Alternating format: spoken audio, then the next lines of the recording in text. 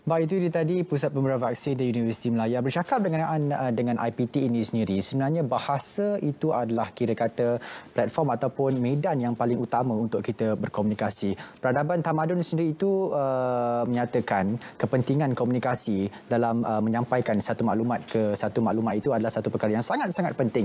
Dan hari ini sebenarnya kita akan bercakap berkenaan dengan mengorak langkah memperkasa bahasa Melayu. Bersama kita di studio hari ini adalah Dr. Muhammad Zabri Yusof, Timbalan Ketua Setiausaha Dasar Kementerian Pengajian Tinggi, dan bersama kita di talian Skype adalah Profesor Datuk Seri Dr. Mat Saleh Yaqpa, iaitu Profesor Kesusastraan Melayu dan Bandingan Universiti Sains Malaysia, merangkap pengurusi jawatan kuasa teknikal Anugerah Tokoh Akademik Bahasa Melayu. Assalamualaikum Dr. Waalaikumsalam Syai. Datuk Seri, Assalamualaikum Datuk Seri. Salam. Saya kena pandang kiri dan kanan, tapi kita akan memberi soalan satu persatu. Saya akan mulakan dengan doktor dulu, bercakap berkenaan dengan bahasa ini. Sebenarnya banyak perkataan ataupun ungkapan-ungkapan berkenaan dengan bahasa. Antaranya bahasa jiwa bangsa ataupun bangsa itu sendiri, kekayaan bangsa itu sendiri terletak kepada bahasanya sendiri. Dan dalam hal ini, doktor, yang kita lazim dengar dengan penggunaan bahasa ini, banyak perdebatan sebenarnya, namun tidak kurang juga dalam usaha kita yang telah dilaksanakan oleh kerajaan dalam memartabatkan bahasa Melayu ini sebagai bahasa perantaraan bangsa kebangsaan, yang mana bangsa yang diangkat sebagai majoriti rakyat Malaysia dalam negara. IPT tidak terkecuali dalam memartabatkan bangsa Melayu. Jadi dalam hal ini mungkin selain daripada kita memartabatkan, antara langkah-langkahnya kita mewujudkan satu anugerah, iaitu Anugerah Tokoh Akademik Bahasa Melayu AAT-ABM. Jadi mungkin secara ringkasnya, sebagai mukadimah, doktor boleh terangkan sikit berkenaan dengan anugerah yang kita buat ini sekarang. Okey, terima kasih Syai. Assalamualaikum warahmatullahi taala wabarakatuh. Pertama-tamanya saya ingin mengucapkan banyak terima kasih kepada pihak Lensa IPT dan juga pihak RTM kerana sudi untuk menjemput saya dan juga yang bahagia Prof Saleh untuk sama-sama kita membicarakan berkenaan dengan anugerah tokoh Tokoh Akademik Bahasa Melayu pada petang inilah. Dan untuk makluman semua, sebenarnya AT-ABM ini merupakan satu inisiatif yang sememangnya telah digariskan di dalam pelan tindakan memartabatkan, kita ada pelan tindakan memartabatkan bahasa Melayu sebagai bahasa ilmu di institusi pengajian tinggi, yang mana di dalam pelan itu sendiri ada objektif yang ketiganya, memperkatakan berkenaan meningkatkan pengiktirafan akademia bahasa Melayu dalam pelbagai disiplin ilmu. Jadi di sini kalau saya boleh kongsikan, anugerah ini sebenarnya merupakan, kita boleh katakan, satu manifestasi daripada pihak kementerian dalam upaya untuk kita memberi pengiktirafan kepada ahli-ahli akademik kita di institusi pengajian tinggi, yang mana mereka ini memperlihatkan kecemerlangan penggunaan bahasa Melayu sebagai bahasa ilmu, dampak yang tinggi. Dalam konteks ini, bagaimana kita nak tahu dia memperlihatkan kecemerlangan? Jadi di sini mungkin pensyarah-pensyarah kita ini akan ekspresikan keupayaan mereka itu di dalam, sama ada di dalam penulisan artikel, buku, ataupun dalam aktiviti untuk PDP mereka di dalam kelas itu sendiri. Dan kalau saya boleh sambung sedikit lagi, Syai, anugerah ini sebenarnya telah diperkenalkan semenjak tahun 2012 lagi. Kalau kita tengok hampir 9 tahun. Dan berdasarkan evolusi itu sendiri, pihak kementerian telah mengambil inisiatif akan keperluan-keperluan untuk kita besarkan lagi capahan kategori itu, termasuklah berkaitan dengan teknikal, dan mungkin kita kena tengok juga keperluan untuk mewujudkan pelapis. Kerana itulah mulai tahun 2020 pihak kementerian telah memperkenalkan 2 kategori yang baru. Iaitu yang pertamanya Anugerah Tokoh Bahasa Melayu sektor teknikal, dan yang kedua Anugerah Tokoh Harapan Akademik Bahasa Melayu. Jadi kalau yang teknikal itu, target kita, sasaran kita adalah kepada pensyarah-pensyarah kita di Politeknik dan College Community. Manakala untuk yang Anugerah Tokoh Harapan, fokus kita adalah kepada pensyarah-pensyarah muda kita yang berumur di bawah 40 tahun. Jadi kita mengharapkan mereka sebagai tokoh harapan kita yang akan mengganti legasi-legasi tokoh-tokoh hebat seperti Prof. Saleh yang pada masa akan datang. Jadi secara ringkas itu saja Syai, dan mungkin dari sudut perinciannya, dari sudut kriteria syarat, mungkin Prof. Saleh ada maklumat yang lebih lanjut. Okey, terima kasih Syai. Okey, baik. Nanti kita akan bersama dengan Datuk Seri soalan yang kita akan berikan. Namun satu lagi, Dr. Zamri, berkenaan dengan selain daripada piala dan juga box check dan sebagainya, apakah antara keistimewaan mereka ni? Mungkin ada diberikan insentif-insentif untuk terus mereka ini rasa diangkat, rasa kepentingan kepada diri mereka sendiri. Apa antara keistimewaan mereka penerima anugerah ni? Kalau kita memperkatakan, biasalah kalau kita nak masuk pertandingan, orang akan kata apa yang dia dapat. Betul. Okay, mungkin di dalam perkara ini membicarakan berkenaan dengan insentif kepada mereka ni, kalau saya boleh bahagikan kepada dua. Yang pertamanya insentif yang nyata. Yang mana di dalam yang nyata ini pihak kementerian menyediakan hadiah dalam bentuk wang tunai, piala iringan dan juga sijil penghargaan. Itu yang nyatanya. Manakala yang secara tak nyatanya, kita ada beberapa pendekatan. Yang pertamanya, untuk meraihkan ketokohan tokoh-tokoh kita ini, kita memberi pengiktirafan mereka berada bersama kita di dalam jawatan kuasa pemilihan. Sebagai contoh, yang terdekat dengan kita ada Prof. Saleh. Prof. Saleh merupakan tokoh yang pertama yang kita anugerahkan anugerah tokoh akademik bahasa Melayu pada tahun 2012. Dan kerana ketokohan beliau juga, pihak kementerian memberi kepercayaan beliau sebagai pengurusi kepada jawatan kuasa teknikal untuk meneliti siapa yang layak.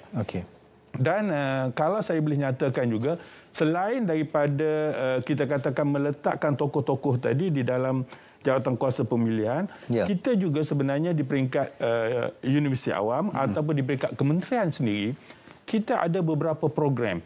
Sudah pasti banyak di antara program-program, wacana-wacana yang kita wujudkan, khususnya kalau perbahasannya berkaitan dengan bahasa, sudah pasti tokoh-tokoh yang kita anugerah, yang kita dah angkat tinggi ini menjadi keutamaan kepada kita untuk mereka datang sebagai tetamu kita.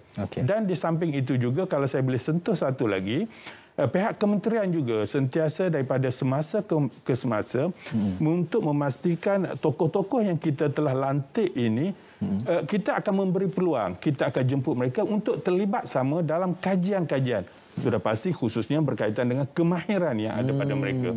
Begitu juga dalam program-program khusus untuk penerbitan yang tentu. Itu di antara usaha-usaha yang kita katakan insentif yang tidak nyata kepada tokoh-tokoh kita. Okey, baik. Jadi kita nak bersama dengan Datuk Seri Saleh.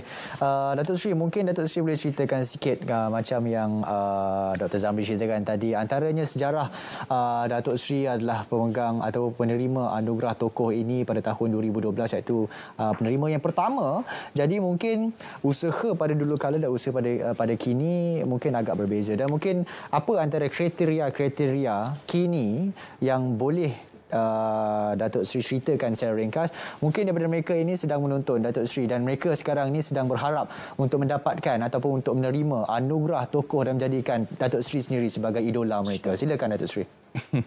Terima kasih Syai. Terima kasih juga Dr. Zamri kerana mengundang saya ikut serta di dalam program ini. Ini program yang cukup baik. Terima kasih juga kepada Lensa IPT. InsyaAllah saya akan cuba melanjutkan jawapan yang telah diberi tadi oleh Dr. Zamri. Betul, kita telah lihat usaha-usaha yang cukup baik yang dilaksanakan oleh pihak kementerian.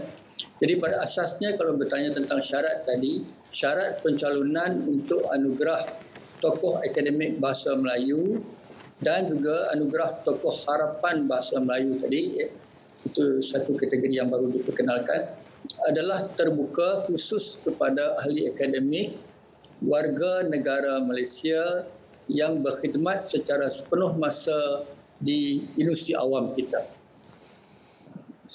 Lepas itu, seperti yang disebut tadi, untuk anugerah tokoh bahasa Melayu sektor teknikal pula secara dasarnya terbuka untuk ahli akademik warga negara Malaysia juga yang berkhidmat secara sepenuh masa di politeknik dan college community. Itu yang asasnya. Kemudian kalau kita pergi pada aspek kriteria seperti yang dipaparkan itu, dari segi kriteria yang lebih terperinci pula ya, antara perkara yang diberikan penekanan dalam penjurian yang dibuat adalah nombor 1, anugerah dan pengiktirafan atau sanjungan yang pernah diterima oleh calon berasaskan kepada sumbangannya dalam memartabatkan bahasa Melayu. Tak kiralah dia datang dari bidang apa ya. Pokoknya dia menyumbang kepada pemartabatan bahasa Melayu. Dia mungkin dalam bidang perubatan ya, tapi dia menghasilkan penulisan, penerbitan ya di dalam bahasa Melayu atau dengan menggunakan bahasa Melayu. Jadi saya kata ini merangkumi semua peringkat, iaitu sama ada di peringkat institusi atau kebangsaan, dia telah memperlihatkan sumbangan yang menyerlah. Lebih-lebih lagi kalau dia boleh bawa penerbitan dia, tulisan dia, apa saja ke peringkat antarabangsa. Ya. Selesai penilaian ahli panel juga nanti akan turut mengambil kira penerbitan ilmiah dalam bahasa Melayu yang berwasit dan bermutu tinggi. Kita tahu banyak orang boleh terbit dalam bahasa Inggeris, tetapi kita nak cari ialah orang-orang yang agak langka ni yang dapat terbitkan di dalam bahasa Melayu. Itu yang hebatnya. Berwasit dan bermutu tinggi. Antara yang jawatankuasa teknikal akan teliti adalah dari aspek penerbitan buku atau e-buku, iaitu peranan calon sama ada sebagai penulis utama atau penyunting, tak apa, penghasilan karya-karya dalam makalah, jurnal dan bab dalam buku, serta keterlibatan dalam penghasilan naskah-naskah terjemahan. Semua itu kita ambil kira kalau kita berbicara tentang penerbitan. Tadi kita sebut bahawa yang pertama sekali kita akan lihat dan peratusan markah pun lebih tinggi ialah untuk anugerah atau hadiah atau pengiktirafan yang telah diterimanya. Kalau boleh saya sambung sedikit lagi, saudara saya. Selain daripada itu, kita juga turut mengambil kira aspek pengajaran dan penyeliaan tesis, disertasi atau latihan ilmiah, tapi dalam bahasa Melayu, yang melibatkan juga lagi sekali semua peringkat pengajian, iaitu peringkat setinggi-tinggi doktor falsafah, turun sedikit peringkat sarjana, turun lagi sarjana muda dan juga diploma. Kita ambil kira semua. Asalkan dia lakukan penyeliaan itu di dalam bahasa Melayu. Dan suka juga kita nyatakan di sini bahawa anugerah ini tidak terhad kepada ahli akademik dalam bidang linguistik atau bahasa atau kesusastraan seperti saya. Tak terhad. Saya ia sebenarnya terbuka kepada semua ahli akademik kita dalam semua bidang pengajian. Malah kita dalam arti kata lain, siapa-siapa saja pensyarah, waimah pakar dalam bidang perubatan, kejuruteraan, sains aero angkasa dan sebagainya, layak memohon. Malah pakar-pakar di dalam bidang-bidang sains, teknologi dan perubatan yang jauh daripada bidang pengajian, bahasa, sebagainya, itu amat-amatlah kita galakkan. Baik, Datuk Seri. Okey, baik. Saya kira tercengang seketika, Doktor, sebab mendengar kata-kata daripada tokoh ulung ni berkenaan dengan bahasa Melayu. Tapi kita banyak lagi nak ceritakan berkenaan dengan anugerah tokoh bahasa Melayu.